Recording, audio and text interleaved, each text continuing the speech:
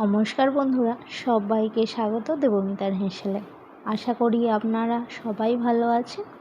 আজকে জনপ্রিয় একটি সাবেকি রান্না রেসিপি নিয়ে আপনাদের কাছে হাজির হয়েছি, মুড়ি ঘন্ট। এটা আমি আমার মায়ের কাছ থেকে শিখেছি।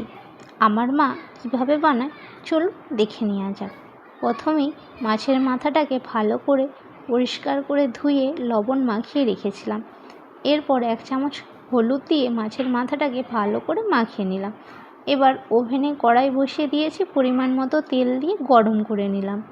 মাছের মাথাটাকে উল্টে পাল্টে ভালো করে ভেঙে গুঁড়ো গুঁড়ো করে ভেজে নিলাম। তারপর কেটে রাখা আলু ভেজে নেব লাল লাল করে। আলুগুলো ভাজা হয়ে গেলে ফোড়নে দেব গোটা গরম মশলা, তার সাথে একটা কাঁচা লঙ্কা চিড়েও আমি দিয়েছি। দেওয়ার পর একটু নাড়াচাড়া করে 1 মুঠো কুচনো পেঁয়াজ ভালোভাবে ভেজে নেব, একটু লাল লাল করে। ভাজা হয়ে গেলে 2 চামচ আদা রসুনের পেস্ট দিয়ে নেব।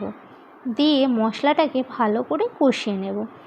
হালকা মশলা কষানো হয়ে গেলে 1 চামচ হলুদ, 1 চামচ লবণ আর 1 চামচ রেড চিলি পাউডার দিয়ে মশলাকে আবারও ভালো করে কষিয়ে নেব। ভিজিয়ে রাখা গোবিন্দভোগ চাল দিয়ে দেব। মশলার সাথে ভালো করে কষিয়ে নেব।